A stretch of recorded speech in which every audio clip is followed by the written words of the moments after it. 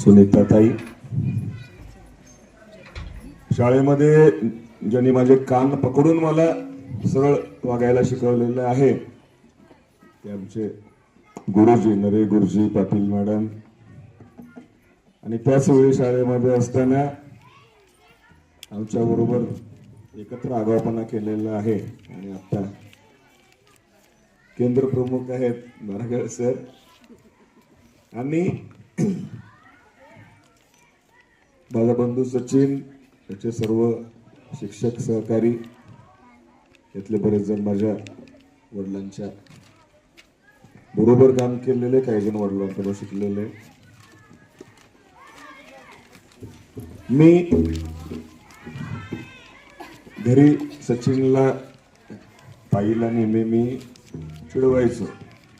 काय की माझं घर शिक्षकाचं आहे, माझे वडील शिक्षक,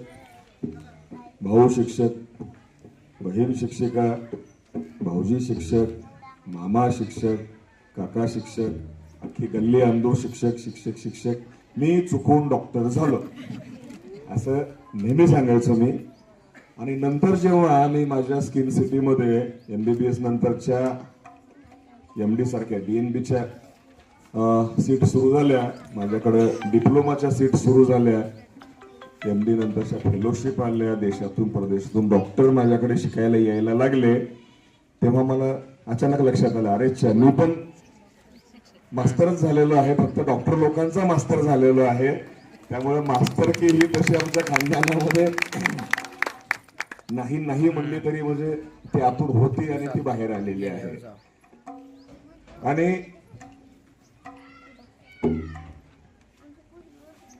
आमच्या घरामध्ये सर्वात हुशार प्राणी कोण असेल तर ती म्हणजे ताई, आणि एकदम अभ्यासू, वर्गामध्ये पहिला दुसरा नंबर असणार. आणि त्याच वेळेला मी मात्र अभ्यास न करता अवांतर पुस्तकं वाचणं आणि त्यामुळे शिक्षकांचं म्हणजे ओरडा खाणं हा हे माझं काम. ताई घरातली सर्व कामं करून